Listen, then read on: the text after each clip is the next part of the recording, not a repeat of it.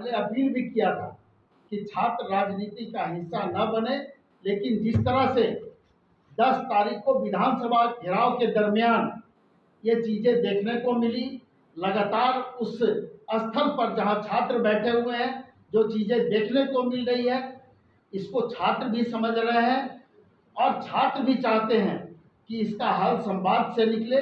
लेकिन जो दूसरे दलों के लोग जिसका आपने जिक्र किया, उन लोगों के कुछ लोग उस आंदोलन में शामिल हुए हैं और छात्रों को दिग्भ्रमित करने का काम कर रहे हैं। इसलिए हम लोग चाहते हैं कि जो छात्र हैं, जो प्रभावित लोग हैं, वो संवाद का रास्ता अपनाएं। सरकार उनसे संवाद करने के लिए 24 घंटे अपने दरवाजा खुला रखी।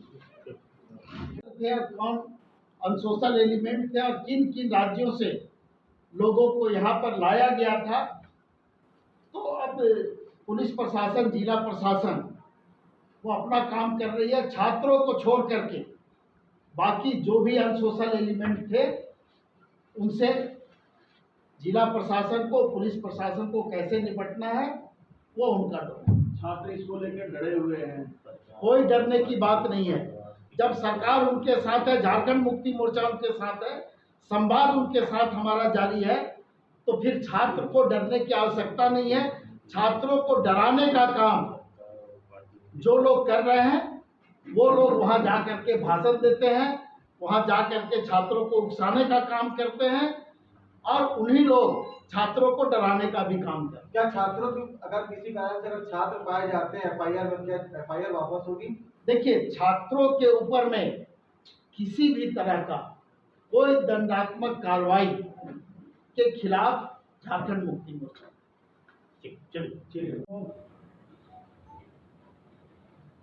जैसा कि आप लोगों को ज्ञात होगा कि लोकसभा और राज्यसभा का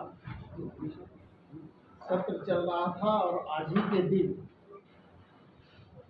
वो सत्र अनिश्चित काल के लिए समाप्त हुआ। कई विधेयक इस सत्र के दरमियान केंद्र सरकार के द्वारा लाए गए और उसे पास भी कराया गया। हल्ला हंगामा के बीच कई विधेयक लोकसभा और राज्यसभा से पारित कराए गए। लेकिन आज आप लोगों को यहाँ आमंत्रित करने का विशेष कारण है कि कल यानी 12 तारीख को लोकसभा में एक विधेयक लाया गया जिससे सीधे तौर पर वैसे राज्य जहां खनिज संपदा है, जहां खनन का काम चलता है, सीधे तौर पे प्रभावित होंगे। और झारखंड ये ऐसा राज्य है जो खनिज से भरा हुआ है और पूरी तरह से यहाँ के लोग, यहाँ की सरकार उस विधेयक से प्रभावित होंगे। उस विधेयक का नाम है MMDR और उस कानून में संशोधन का प्रस्ताव लाया गया लोकसभा में, लोकसभा से पारित हुआ और आज राज्यसभा से उस विधेयक को पारित कराया गया और 5 मिनट के अंदर में ही बिना उस पर चर्चा किए हुए, बिना सदन को विश्वास में लिए हुए और बिना उन राज्यों को विश्वास में लिए हुए जो राज्य इससे प्रभावित होंगे, हम सीधा प्रश्न भारत सरकार से करना चाहते हैं कि क्या इस संशोधन से प्रभावित प्रभावित राज्यों पर पड़ने वाले आर्थिक प्रभाव का कोई विस्तृत अध्ययन कराया गया।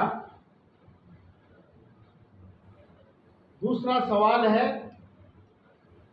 क्या झारखंड, उड़ीसा, छत्तीसगढ़, कर्नाटक जैसे खनिज उत्पादक राज्यों से औपचारिक परामर्श किया गया?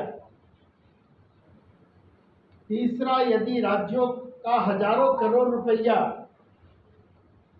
का राजस्व प्रभावित होगा तो उसकी भरपाई कौन करेगा? ये सवाल हमारा केंद्र सरकार से है। और खनन से प्रभावित गरीब और आदिवासी क्षेत्रों के विकास की जिम्मेवारी कौन उठाएगा?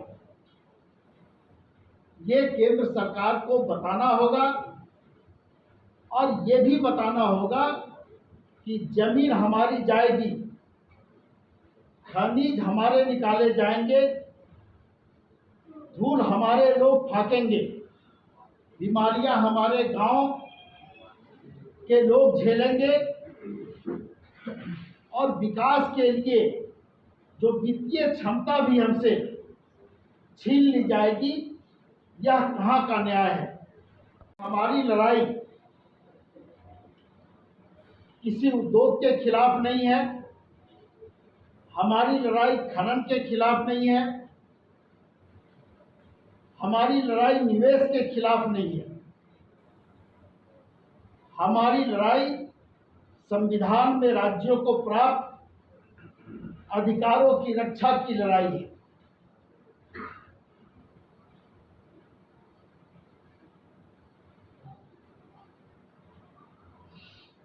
और इन अधिकारों का जो हमसे छीना गया उसकी भरपाई कैसे होगी, ये केंद्र सरकार को बताना होगा। झारखंड को सीधे तौर पर 15,000 करोड़ का नुकसान होगा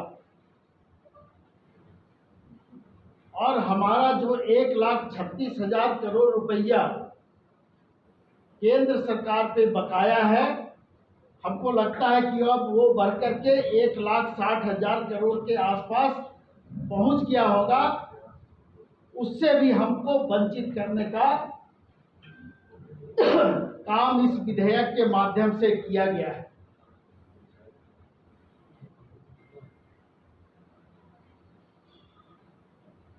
खनिज झारखंड का है, जमीन झारखंड के है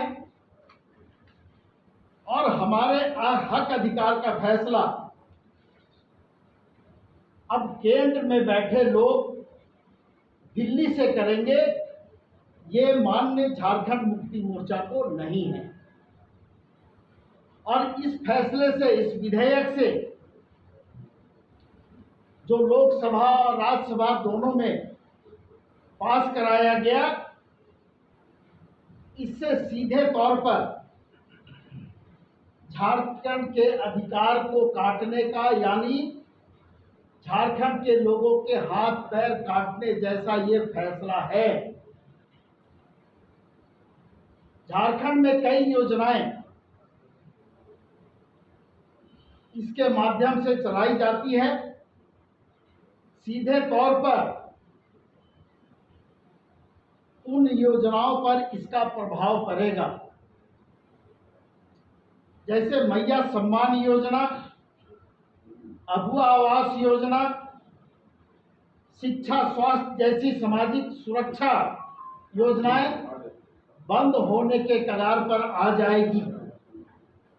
इसलिए हम लोग केंद्र सरकार से ये सवाल कर रहे हैं कि केंद्र सरकार बताए कि इसकी भरपाई कैसे होगी।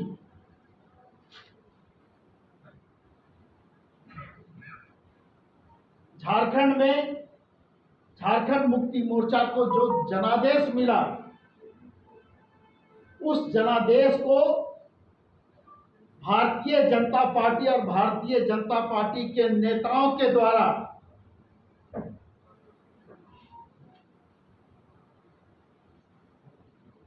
यानी भारतीय जनता पार्टी के नेताओं को वो जनादेश बच नहीं रहा है और इस तरह के विधेयक ला करके झारखंड के विकास को रोकने का प्रयास केंद्र सरकार के द्वारा किया जा रहा है।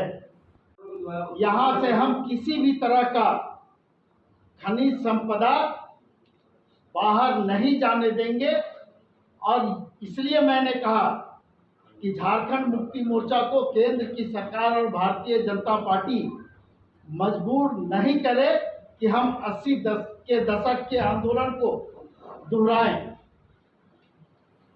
और हम इस नारे के साथ आंदोलन में जाएंगे कि झारखंड के अधिकारों पर प्रहार स्वीकार नहीं होगा तो नहीं होगा। कब से ये बंद होगा? बहुत जल्द। मैंने आपको कहा कि चरणबद्ध तरीके से ये आंदोलन प्रारंभ होगा और आज आपने देखा होगा कि माननीय मुख्यमंत्री जो पार्टी के अध्यक्ष हैं वो सभी विधायक सभी सांसदों से जिला के अध्यक्ष सचिव महानगर के अध्यक्ष सचिव और वर्ग संगठन के नेताओं के साथ में उन्होंने संवाद किया और उन्हें तैयार रहने के लिए आदेश और निर्देश भी दिया है। पार्टी पूरी तरह से तैयार है और किसी भी हालत में इस राज्य के लोगों के हक अधिकार को छीनने नहीं दिया जाए। विनोद जी, क्या इस आंदोलन से पहले राष्ट्रपति से कोई डेलीगेशन आपका मिलेगा, प्रधानमंत्री से भी मुलाकात ऐसा कुछ है क्या? देखिए, हम लोग प्रयास करेंगे कि हम लोग राष्ट्रपति से भी मिले, प्रधानमंत्री से भी मिले और हमारी पीड़ा सुनी जाए ताकि यहाँ के लोगों का हक अधिकार नहीं छीन सके। ये हमारा प्रयास होगा, लेकिन हम आंदोलन के माध्यम से केंद्र सरकार को मजबूर कर देंगे कि यो हमारा हक और अधिकार हमें वापस दे। विनोद भैया, एक सवाल है सर, ये जो लोकसभा राज्यसभा से पास हुए हैं उसका झारखंड मुक्ति मोर्चा कड़े शब्दों में विरोध करती है, निंदा करती है केंद्र सरकार की और झारखंड मुक्ति मोर्चा अब इस विधेयक के खिलाफ चरणबद्ध आंदोलन चलाने के लिए पूरी तरह से तैयार है। हम इस राज्य के लोगों के हक अधिकार को केंद्र की सरकार और भारतीय जनता पार्टी को छीनने नहीं देंगे और इसके लिए झारखंड मुक्ति मोर्चा के कार्यकर्ताओं को किसी हद तक जाना पड़े, किसी हद से गुजरना पड़े, उसके लिए हम चरणबद्ध आंदोलन चलाएंगे और उस आंदोलन का स्वरूप जन जागरण से प्रारंभ होगा। धरना प्रदर्शन, बंदी और जरूरत पड़ी तो इस राज्य में आर्थिक नाकेबंदी भी की जाएगी। केंद्र सरकार और भारतीय जनता पार्टी इस बात को भली भांति समझ ले कि झारखंड मुक्ति मोर्चा को उस 80 के दशक में जाने के लिए मजबूर न करे और नहीं तो पूरी तरह से आंदोलन के माध्यम से, नाकेबंदी के माध्यम से केंद्र सरकार को और उनको जो मिलने वाला जो मिनरल्स है उसको हम ठप करने का काम करेंगे और हम अपना हक और अधिकार ले करके रहेंगे आंदोलन के माध्यम से। विनोद जी, आपने कहा कि फाइनेंशियल आर्थिक नाकेबंदी 9 सदस्यीय खंडपीठ के द्वारा ये हक और अधिकार झारखंड को मिला था और उस हक अधिकार को छीनने के लिए ये विधेयक लाया गया और उसे आनन फानन में लोकसभा और राज्यसभा से पास कराया गया ताकि यहाँ के लोगों का विकास अवरुद्ध हो सके, यहाँ जो लोक कल्याणकारी योजनाएं चल रही है वो बाधित हो सके और सरकार मजबूर हो। लेकिन केंद्र सरकार को हम ये बताना चाहते हैं कि ना यहाँ झारखंड मुक्ति मोर्चा मजबूर होगी, ना सरकार मजबूर होगी।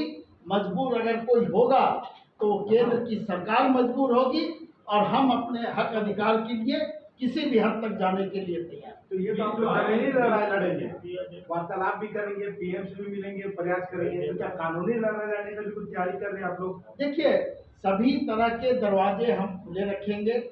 कानूनी लड़ाई की आवश्यकता पड़ेगी, हम कानूनी लड़ाई लड़ेंगे।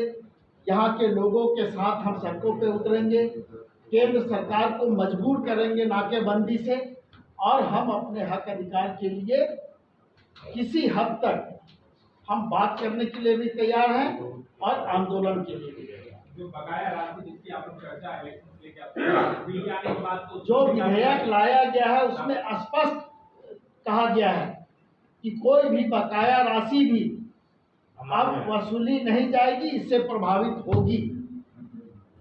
इसका मतलब केंद्र की मंशा, भारतीय जनता पार्टी की मंशा साफ है।